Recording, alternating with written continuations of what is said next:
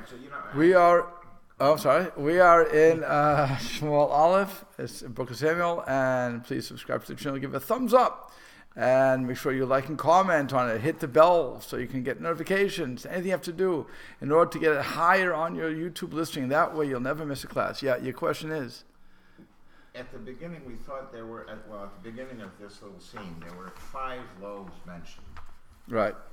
And then it said 5, give them, or whatever there is. Was there any confirmation later on that he did get 5 loaves? We're about to hit that. Okay, so what happened was, as we just heard, David said no. He's talking to Elimelech. No. What's his name?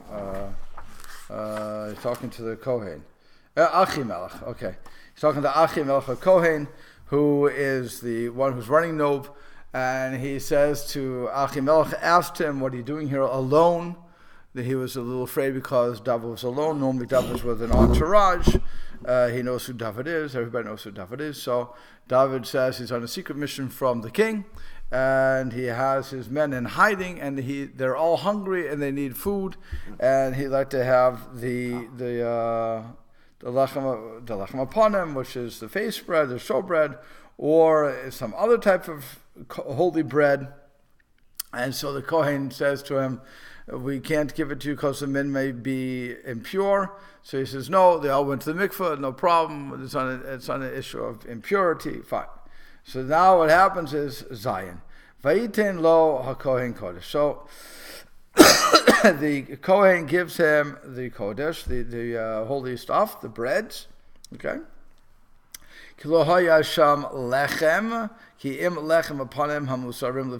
Because the only bread that was available was the showbread that was given over from before Hashem, l'sum lechem chom, to put hot bread there b'yom hilakho, on the day that it is taken. So Rashi says, sum lechem cham, to put the hot bread.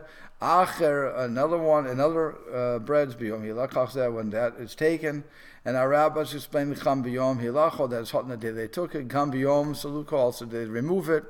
Cham kiyom sedoro, it's like it was hot like the day they set it up, which is an amazing statement actually if you think about that. The bread is in the shulchan, the showbread is for 9 days in all reality. It's going to be 9 days, so it goes in hot. It's baked every Friday. Yeah, but it stays there for a long time. So I think it's moved. It's not moved.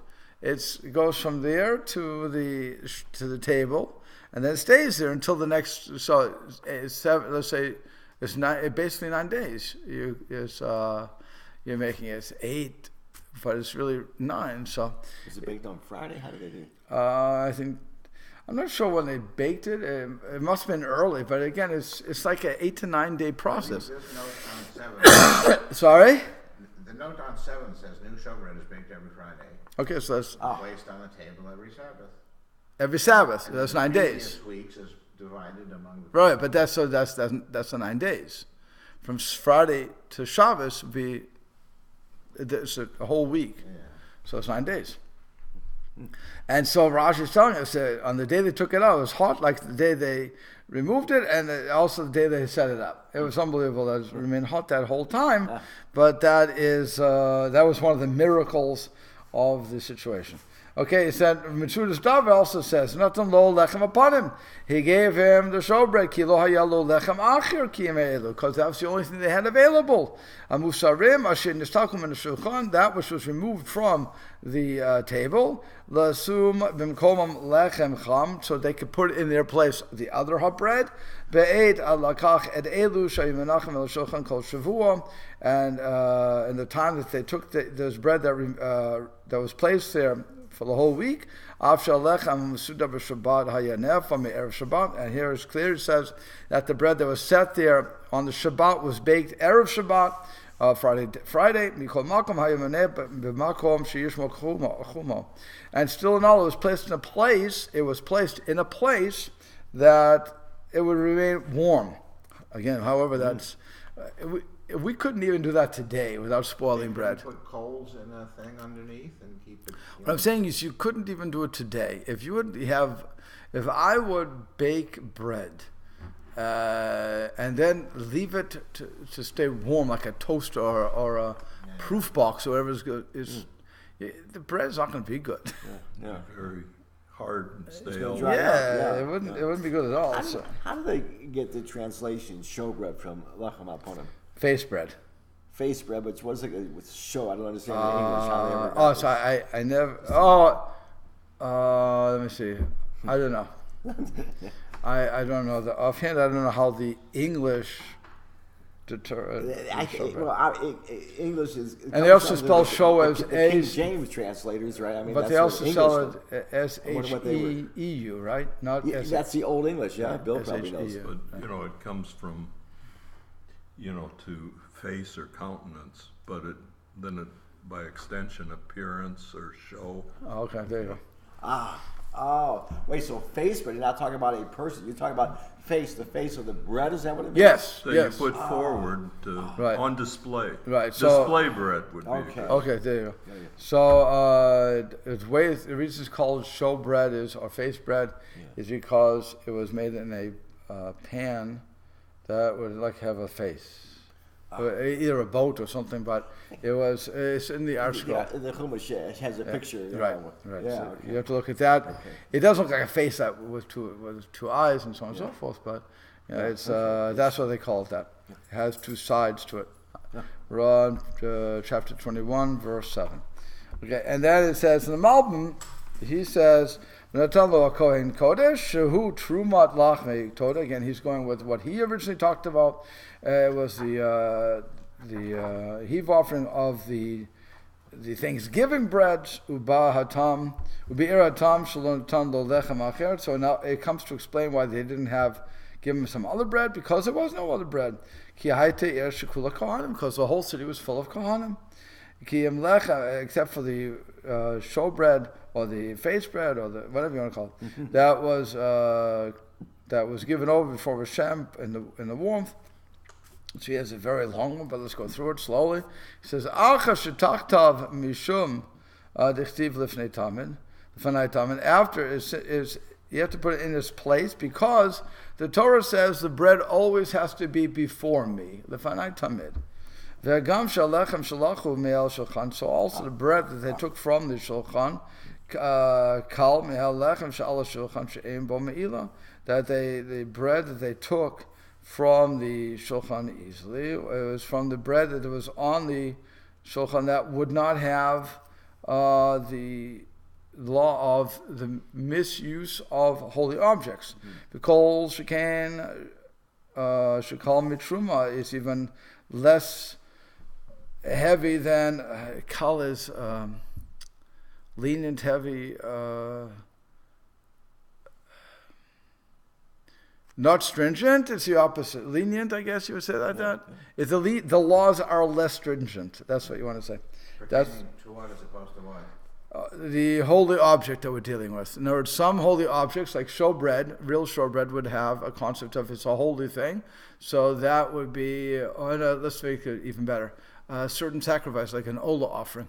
If you misuse the Ola offering, then you're guilty of me'ila, misappropriation of holy objects. So he wants to say that this type of bread is more lenient, which is why there is no matter, no law of me'ila, because again shekal mitruma, and all the more so, it's more lenient than the laws related to the heave offerings. Shechayav alav mita, that if somebody misuses that, they're obligated to death.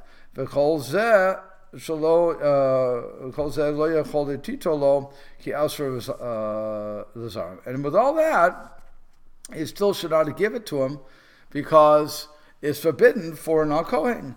And according to our rabbis, he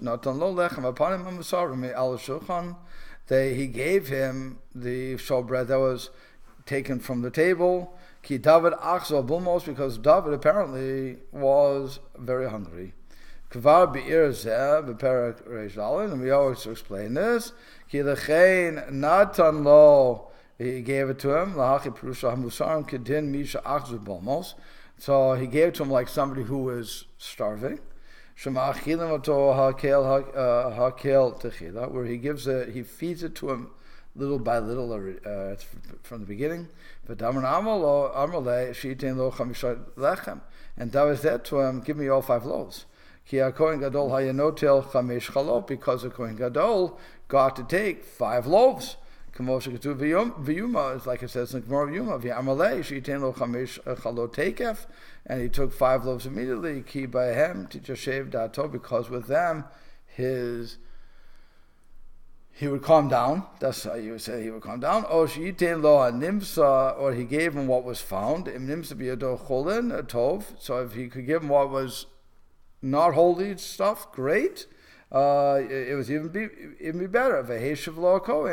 And the Kohen said, that's why he answered, that which is found. In lechem chol, but there is no bread that's not holy here. Tir gim Yonatan ki im lechem chodesh, and so Yonatan says, he translates that as it was only holy bread here. And this was after, as we explained before, he says, this was after the burning of the incense, shehu hakel mekulam, which is the most lenient of the whole process here.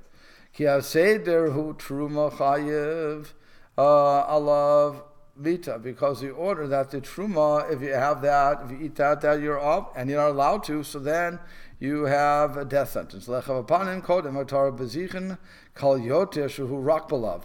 And if I get the showbread that was before the burning of this bezichen, the censers, that's even more lenient because I'm only breaking a negative commandment. And as achar tarad kal, and after they are burned, kal mikulam, it's the most lenient of everything. She'ein bo me'ila, because there's no misappropriation of holy objects.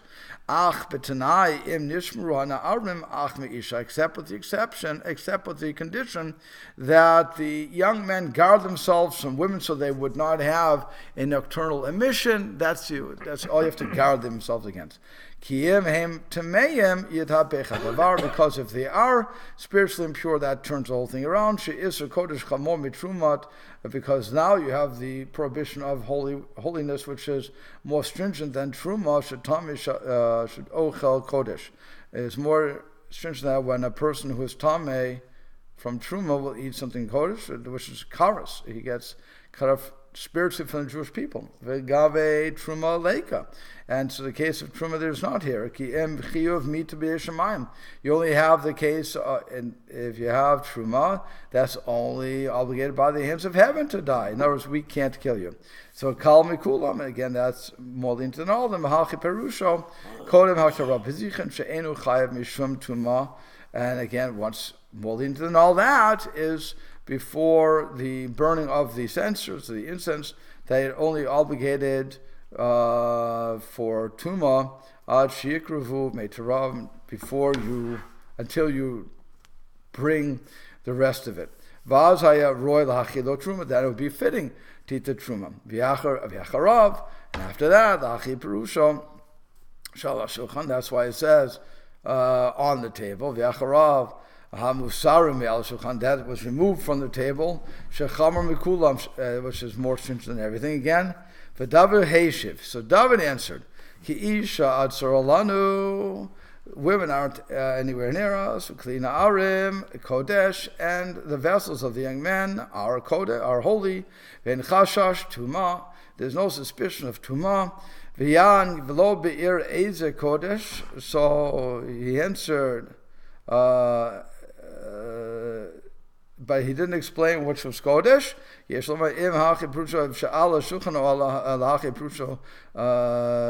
Musarim, which was referring to that which was on the table, or that which was taken off the table. Amalei shehu derachol neged truma. So he says this is a profane, the not holy. I don't want to say profane because it's not going to capture that. The not holy part of it, opposite the truma, av ki hayom yikdash b'kli. Even though today it would be made holy with the vessel. Rosh lemor gam lechem she'ala shulchan kal neged truma. So al kashahu rak belav, since it's only a matter of this whole, again, he's going back to it's only a matter of a negative commandment. L'chein, since it's only a matter of a negative commandment, and not karas, and not misa, it's not spiritually being cut off or death. And that's why it says in the verse that the lechem upon him that was removed from before Hashem. That's why that's what he's looking at. So he wants to show you that there was no holiness. Well, it was the least level of holiness that he took. So it wasn't anything that would endanger the boys or who was ever eating it for because of tumor or anything else. It would be the easiest. And on top of that, it looked like they were starving. Yeah. You're still reading? I was just on 7. That's what I thought. Right. It's a It long. looked like they were starving. David apparently looked like he was in bulmus, which is a type of ravenous hunger. All right, so the Kohen Gadol apparently did not object to the giving of those 5 loaves, Well, right. He doesn't. but no more than, in other words. Or Well, that was his. That was his. What he gave from his part. In other words, so the only real question here is: was before the burning of the censers or after the burning of the censers? If it was before the burning of the censers, so then you'd have a little bit of a problem, and that they would have to be careful about. It would be a negative commandment. Sorry, it would be a negative commandment. But if it's after, you'd be breaking a negative commandment. So you don't want anybody to break some a of those negative. are important, like Again, you don't want anybody to break. You don't want people to do anything wrong. But if I have to choose, it's an important statement actually. If you have to choose between what I'm going to do when it's wrong, I want to do the least wrong that I can do. That's how it works. Is thou shalt not kill a negative commandment? Thou shalt not murder, not kill. All right, but that's a negative commandment. So is do not eat pork. Yes. And those. So if I have a choice, if I have a choice, don't murder or don't eat pork, and I have to do one of the two, what should I do? Baking it up. Huh? Baking it up. Bacon it up. Have in other words, eat the pork. Okay, good. There you go. Okay, now that's what you would say, right? You would say, "Oh, that makes sense." Well, no. The answer is no. You have. So now it can't be based upon that. You have to look at what's the penalty. Okay, if I kill if I murder somebody, so that's a death penalty. Okay, that's the problem. That if I eat pork, there's no death penalty. It's just a negative commandment. So if I have to look at severity, which is what we're looking at here, so I have to pick the least of everything. So I'll give you another example. Somebody is sick on Shabbat. Okay, famous thing. Somebody's sick on Shabbat. So I have the opportunity to call up or to drive the person to the hospital, whatever I have to do. Okay, I could simba on ceremony and say, well, I don't know, is a person really in danger of dying? I have to make a decision here. Let's open the books. Let's see, what is this book? The person's dead by the time you figure this out. Okay, it's dead. So now what you want to do is you want to make it the least of all possible things. So if you're going to jump in the car, you do it. Whatever you have to do. All right, so, but when you say a negative commandment, Right. That sort of negates the importance of negative commandments. No, it's not negating. It's saying if I have to do something, and each one of them is going to be into the category of I'm breaking something. So therefore, I have to look for the least possible breakage. So what were the 2 choices here? What was the contest here between and between? Again, if it's truma, that's the highest level. So that is chayav misa. Are you obligated to die by the courts? Okay. If it's then it's the other one would be I'm obligated to die by God's hand, which would be heavenly. Then I have the negative commandment. So I have those. Me'ilah. I forgot Me'ilah. Me'ilah was misappropriation of holy objects. So all those things I have to watch, but I'm breaking something. So now I have By doing what? by giving him the bread. I'm breaking something. So now I have to choose where do I break? It's not supposed to be for him. It's supposed to be for the Kohen and his family. So he wants to give it to non-Kohanim. That's a breakage of the law. So now, under what circumstances can I do that? Permission? Again, it doesn't matter. It doesn't matter. God doesn't give. God said this is who gets it. God gives a rule. Lechem Apanim goes to the Kohanim and their family. It doesn't go to everybody else. A stranger, a non-Kohen can't eat it. That's a straight law. So now the question is, in this situation, what do we do? Well, this conversation having taken place on Friday, when presumably new bread was not that far away. That wouldn't matter. Again, the bread that he's taking off of the table that he's going to the Kohen is going to own, is only supposed to be for the Kohen and his family, not for non-Kohanim. And David's not a Kohen. David's from the tribe of Judah. So he and his boys should not be eating it. All right, so who made the decision then to give it to him because he looked so hungry, so fat? The Kohen Gadol. The Kohen. The Kohen said, okay, under these rules, I can give it to him. He was waving that...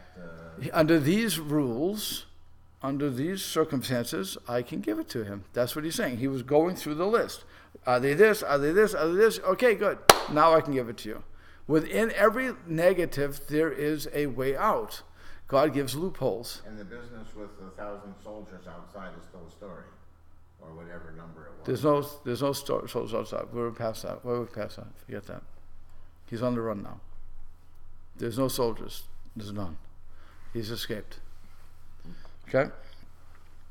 V'sham ish me'avdei Shaul. Now, watching this whole thing was one of the servants of Shaul b'yomahu on that day, v'netzal lifnei Hashem, and he was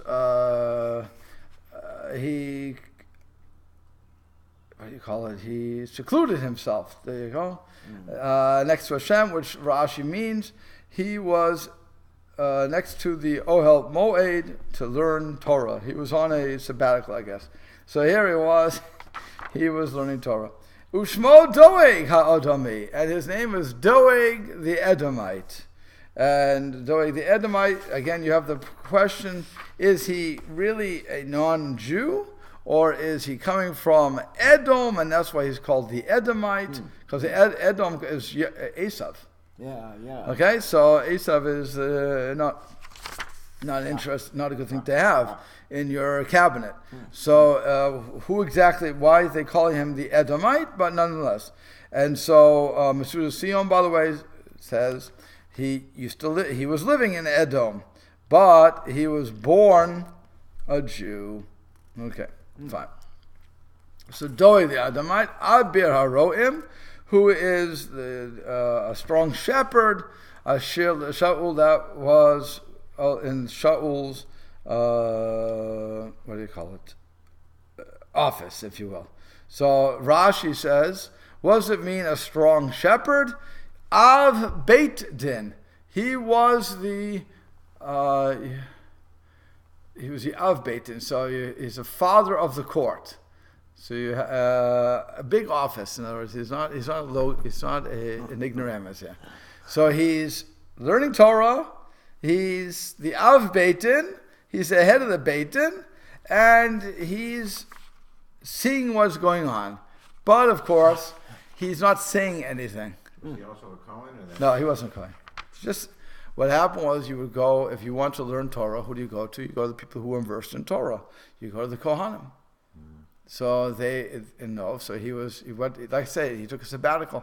He wanted to learn Torah, so he went there and he was learning Torah. And so he's seeing everything that's going on. So the Malbim says,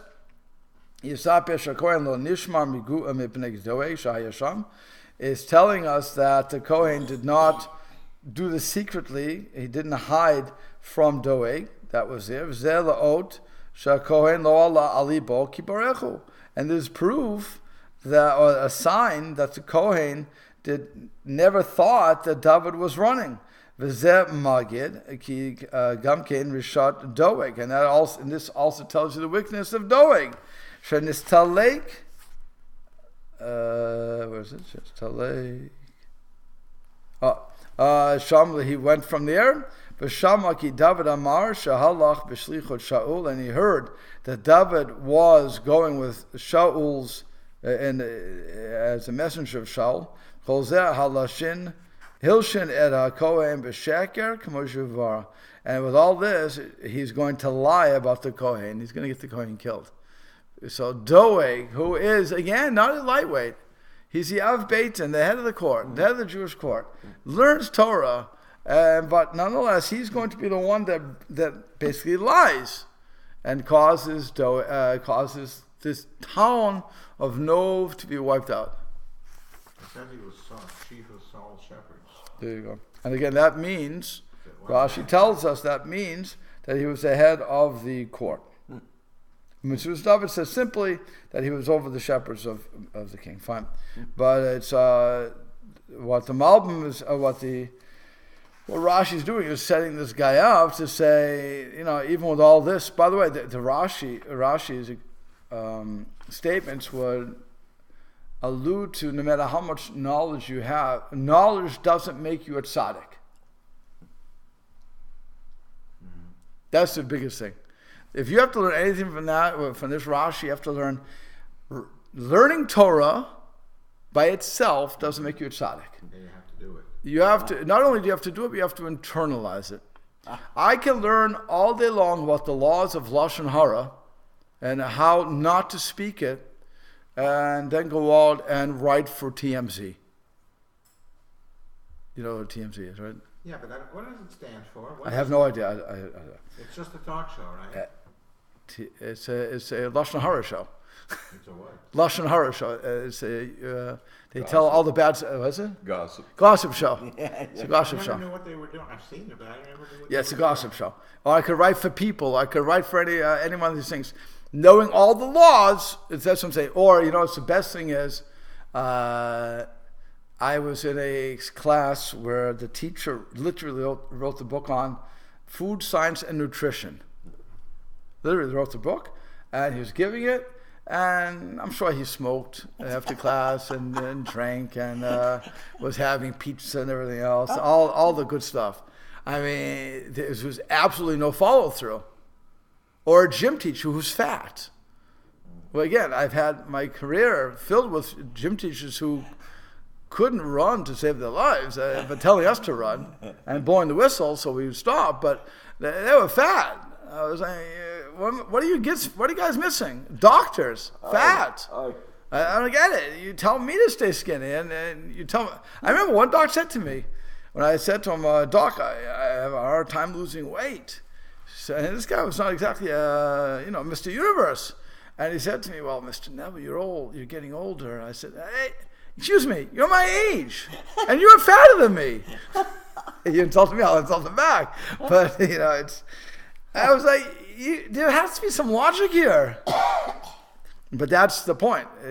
With all the stuff that we learn, if we don't internalize it, and I can be at the top of the game, by the way. Again, Rashi makes him the Av Beitin, which you would think would be beyond reproach.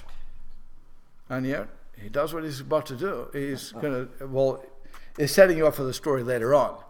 But that's who we have. Doeg, who's going to cause the death of the priests of Nov, the entire town. He's going to cause the death. For what reason? Because Shaul, he's going to say that Who is he? Doeg is going to say that Achimelech gave David provisions and the sword from Goliath, knowing that David was on the run from Shaul. Shaul is going to say, wipe the town out. Nobody's going to do it because they're afraid of, I'm giving you this is a spoiler alert for all the people out there. Okay, so nobody's going to want to do that because they're Kohanim, and Jew against Jew never really works. Doeg is the one who takes the sword. That's it. So Doeg will be the killer too. So he'll instigate and he'll kill. Again, Av Beitin, according to Rashi, Av Beitin, and was learning Torah. It shows what Rashi is bringing out here is, unless I internalize it, it means absolutely nothing. I can have the highest office in the world, but it means nothing. That's how I read Rashi. If I read the simple Mesilas David is what you have. He was the head of the shepherds. Head of the shepherds, okay. We all know the shepherds. By the way, the Gemara says... There is a second paragraph. Right. But the Gemara says about shepherds that they're a bunch of ganafim. They're a bunch of thieves. The shepherds? Shepherds are thieves. Well, why? Because he allowed their cattle to graze, or they allow somebody else's cattle to graze in other people's fields. They're just trained to do that, so that you can't trust them for anything. So if you follow that from Mesilas David, it would make sense too. By the way, if he follows him, because he's saying here he went to this place, he was quiet, he heard the whole stuff, but he was the shepherd, the head of the shepherd, so they're dishonest anyway. So now he's going to lie. No big deal. He was just a wicked guy. And on top of that, he wanted to get higher in the ranks. So if you follow Mesilas David, it's much simpler to say this was a Macbethian type of, a Shakespearean type of drama, where the guy is a lowly, in charge of the shepherds, wants to get a pay raise. Haman, a Haman type character, where again he's nobody, and then he rises to the ranks because of what he does, instigating along the way and becoming a friend of the king, until ultimately his demise. Timely demise, I might ask. Okay, so now we go on. And it says, V'yomer David Achimelech. So, David said to Achimelech, must be Ve'ein, right? Yeah, okay. Because mine only has in. Okay, I knew it didn't make sense. We're on 9. Well, 9, right. V'ein yesh po tachad yadcha chanit or charev. Do you not have weaponry here? Do you not have a spear or a sword? Ki gam charbi v'cham kilai lo chachti v'yadi. I didn't take my sword nor my vessels with me. Ki hayad devar melech nachut, because the matter of the king was outside. So I didn't take anything with me. Do you have any weaponry that I could have? Okay. And he says, Nachutz, Rashi explains, I had to run out. It was an immediate mission that I had to do, so I had to run quickly. Okay. And so he said, David's having a good time here. So, was making up the story. V'yomer Kohain, so the Kohain said, Cherev Galyat HaPelishtia Shehikita Be'emek Ha'ela. What we have here is the sword of Galyat Pelishti that you killed in the valley of Elah, the Ale Valley, I guess you would call that, right? They call that the Ale Valley. What do they call the valley? Terebinth. Terebinth. Okay. Terebinth, which is a tree. Fine. A Terebinth Valley. Okay. And I lost the place. He luta basimla, and it is luta. What's luta? Luta. I forget what luta is. It's wrapped up. Yeah. Okay, it's wrapped up in a cloth. Ephod behind or after the ephod. Im ota tikach lekach. It's there if you want to take it, so take that. If you want to take that, take it. Because there's no other one like it.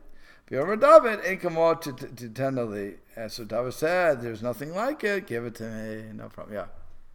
When they described Goliath, or when he was fighting David, he had a spear and a shield. So where did the sword come from? I think if you remember correctly from that, he also had a sword, and that's how he chopped the head off. Didn't he chop off Goliath's head with his own sword? This was it. From his Right. belt, right? Right, remember? Yeah, because all he had was this little slingshot. Right, that's right. So he take When they described him walking to battle, he was carrying a spear, and somebody was holding a shield. Right. And he had a big sword on his right, belt. and so that's when David just chop off his head. Okay, so the Malbim says Cherev Galyat. So he explains ki anshe hachayil yimnu mikachat cherev shatnera bo ba'alav, that the men of war, the men of the army, normally refrain from taking the sword that killed the person. Because that is a bad sign for the owner. That's why if you want to take it, take it. There's nothing, and David said there's nothing like it.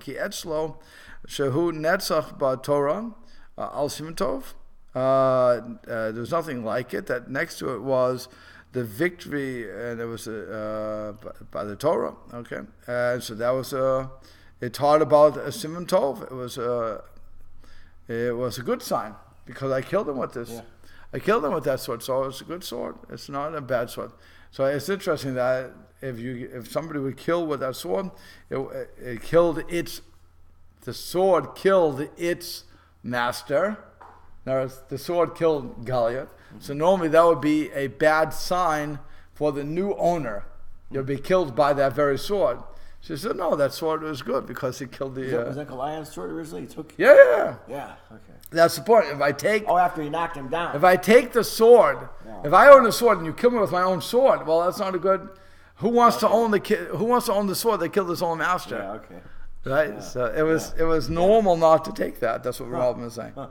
Yeah. Got a bad history. Has bad history. Yeah. Well, it's like Dorothy being offered the broomstick of the Wicked Witch, I guess. Please, and take it with you. I don't remember Didn't that. protect its owner. Oh, okay, yeah. I remember that one, but okay.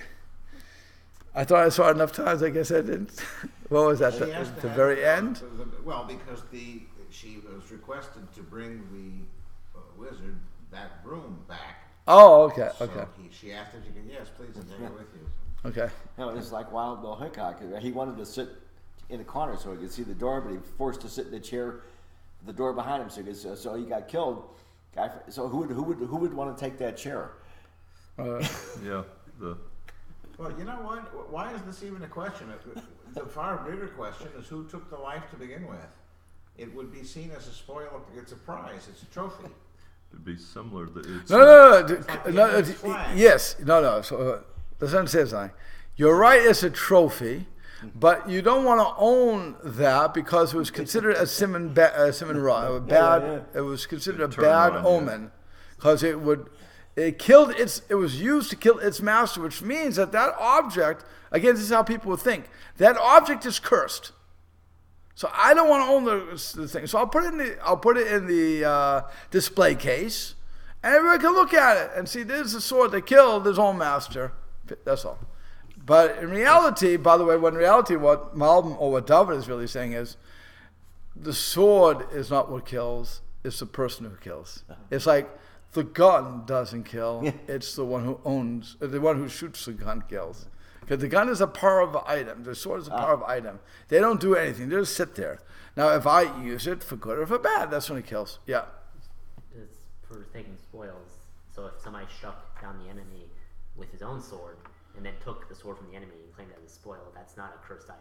That's not cursed. That didn't kill the guy. Right. So like my sword killed him, and then I took the sword as a spoil. Correct. That would be different, right? Right. Like you were talking about Hickok getting shot. It's the dead man's hand. These are superstitions. Yeah. The bad omens. Yeah. Right. Correct. Okay. So now it says in 11. V'yakam David. So David got up, vayivrach b'yamahu mipnei Shaul, and he fled on that day from before Shaul. V'yavo el Achish melech Gat, and he came to Achish, who was the king of Gat. And it's going to be an interesting story here. So before we do it, okay. What number are you? We were just at 11. Yeah. So Rashi of Malbim says, "Vayivrach ata yivrach barach kaligarmi." Now he's running completely. Kiyatza mikvul eretz Yisrael, because now he's left the border of Israel. So he's escaped to Israel. He's out of the district of Shaul. The question is going to be: is Shaul going to chase him that far? How far do you go outside your kingdom to get down a criminal? If he's left the city, if he's left the country, so why am I pursuing him? Okay. So who do we know that we don't know who this Achish is yet? Well, we're going to find. Right, we're going to find out. Gat is. Gat, we know who Gat is. We've met Gat before. They were one of the enemies of Israel. So it's not Israel. Israel didn't have so many friends. Okay, nothing's ever changed. So Vayom Rav de Achish Elav. So the servants of Achish said to him, "Hello, David Melech Haaretz. Surely this is David, who was the king of the land. Hello, Zeh Ya'anu Mecholot Lemor. And surely this is the one that the women sang with their drums or their timbrels or whatever the Mecholot would be. Mecholot is usually timbrels or drums. How do they translate? Musical instruments. What's it? Timbrels. Lemor sang Hika Shaul Balafav, that Shaul killed 1,000 with thousands. For David Birvivotav. I can't read Hebrew something. Okay. And David with the 10,000s. So Rashi says, Amrlo Achash, his servant said to him, to Achash, Tanai Haya Benenu. There was a condition amongst us, a condition amongst us. Im yuchali lachem, oti v'akani v'ayinu lachem lavadim. If you can kill us, then kill us, and we will be your slaves. Which means you're going to have to leave your throne. And he will be the king of this land. So we have, they said to Achash, they want to kill David. So they said that there was a condition that we made, that if Goliath lost, then we would have to be servants to the Jews. Right? And so now here's David coming over. He's going to take your kingdom away. What? Taking you up on the offer. Well, he's taking over. That's it. David's here. Okay. So, which is also interesting. So he says, the Malbim says, although that was Rashi. So the Malbim says, although said David, they suspect that he came like a spy. Because it's impossible that he should flee there. Because why? Because he's the king of the land. And it's impossible that he would have fled before Shaul. Because he was a great person from Shaul. Im Eitzel Ha'am, Shenechshav Kamel, so if near his nation, the nation is like a king, Etzlam Imitzad Gevurato, whether it's because of his strength, Kihu Kialo Zilzeh Yanu Mecholot, and this is what the women were answering.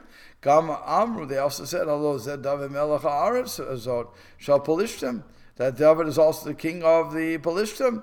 Shekafia Tanai Shehitna Galiat Anachnu Avadim Limimseach Plishtim. Because we agreed that if Goliath would lose, we would be slaves. V'hu bat l'kod ha'ar. So he's come to conquer the land. Hello, lezeh yanu shenid b'mecholod. And that's why they answered the second time. Lemor he kadave birotav. The David will kill 10,000 with his 10,000s. Ki ba lahakodotanu chalalim. So now he's coming to kill us. Okay, so here, poor David, he's trying to get away from Shaul, and he escapes. He finally gets out of the border of Israel, and lo and behold, he's a famous guy. Apparently, Facebook, he was all over Facebook and Twitter and everybody else, and all the news media knew about him. They had that in Philistine. I guess so. All the Philistines knew about him, and he was a big character. So they say, whoa, this looks like David. If David's here, he's coming to take your kingdom. Was that smart of him to go to that land?